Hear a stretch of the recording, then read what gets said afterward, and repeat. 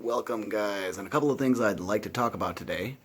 First things first though, I need to hook up an HDMI cable from my laptop into my receiver. And I chose the Audioquest chocolate cable for a couple of reasons. I didn't want to hook up, say, a really expensive one of my vodka series or the carbon series, so I chose the chocolate for a number of different reasons. Let me just tell you why, and then we'll unbox this guy quick, hook it up, and I'd love to give you an audio demonstration today. And one of the things I want to talk about today is by wiring. So for my little by wiring demonstration, I'm going to be using these cables right here. I'll give you a look at the cable itself. But it's an Audioquest Rocket 33, one of my favorites. I also got the 44s, which are a different type of cable, but I'm going to go into by wiring today. And a bunch of my viewers, if not almost all of them, are aware of bi-amping. And the fact that I've talked about it before, I've done a video on it before, probably wasn't very good, but I have addressed the issue before, by amping. And bi-amping is different than by wiring. So for those that aren't aware of the bi-amping and what it is, let me just quickly explain it. So there's a couple of different ways to wire speakers, a few different types of speakers too. Now, if I were to click through this guy, you'd see a few different scenarios that allow bi-amping. I'll kind of get to them right now. Bi-amp, there we go. We talked about bi-amping now and what that is. It's using basically 4 channels to drive 2 speakers or 2 channels, but using those 4 power banks in the amp to drive those. Now with bi-amping, I've talked about how it's recommended normally in the industry to use the exact same cable, so same cable for bass, same cable for treble. What the bi-wiring does is kind of eliminate that need for buying 2 cables. Now they can be somewhat expensive, but you can find cheap ones out there. So let me try to give you an illustration or demonstration, if you will, of what that can sound like. Now, with movies, with a movie audio track, yeah, you're not going to notice too much of a difference. However, I have seen an increase in performance when doing it with movies.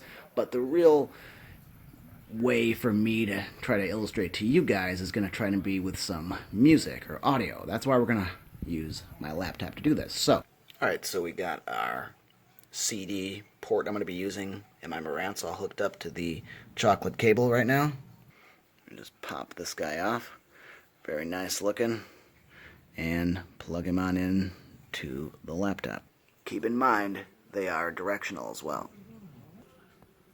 And here's what we got going on the amplifier end. I got a pair of Audioquest Type 4s coming out of the receiver now. And here's an idea of how thick and what the cable itself looks like. Alright, let's give this a try. So I am going to switch this to the front soundstage only. I'm going to switch over to stereo. And at some point here for the video, I am going to actually move us on over to just the right channel only, so we can kind of compare. Now keep in mind the Klipsch is hooked up and not the SVS currently.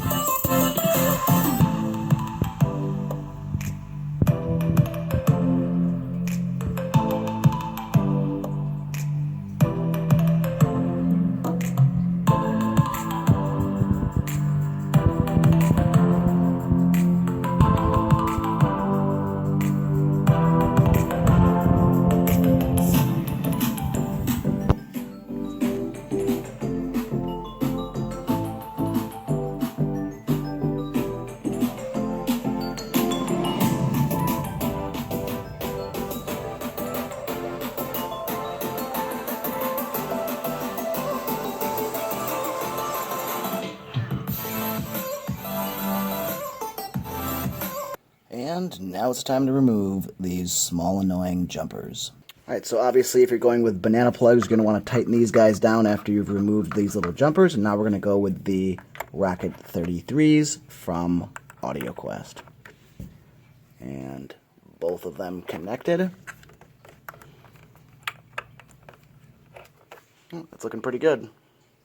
Alright, so one more time, back at the beginning of the song, same volume, same position of the speaker, this time by-wired, not by-amped. Let's have a listen.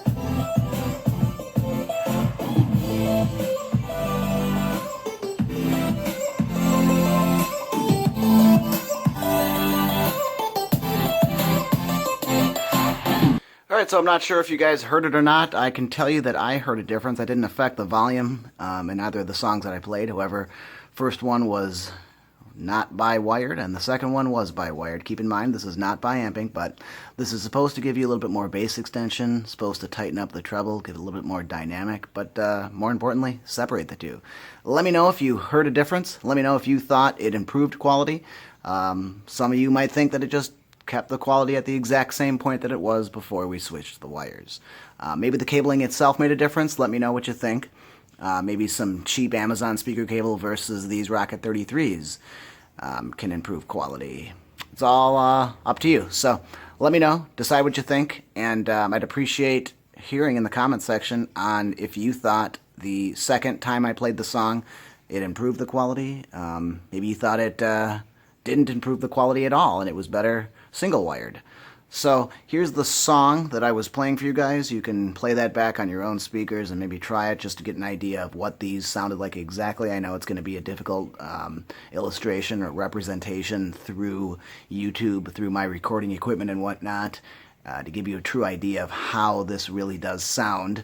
But, well, I tried. I try to give you an idea of how by-wiring can and does oftentimes improve the performance of your audio equipment. If you liked this video, guys, give me a thumbs up. Don't forget to subscribe. I've got a ton of stuff coming. I've got some new speakers. Had to use some expenses lately, so I wasn't able to get my Emotiva power amplifier that I was hoping for, but there's a few things I would love to go over concerning the Dolby Atmos and DTS:X object-based audio soon. So I'm going to address those things in a video possibly this week. And yeah, I'd love to give you guys some of the news, some things I figured out that I don't think a lot of people are aware of concerning the receivers and the room correction and whatnot. A few more things. So take care, guys. Thank you so much for watching.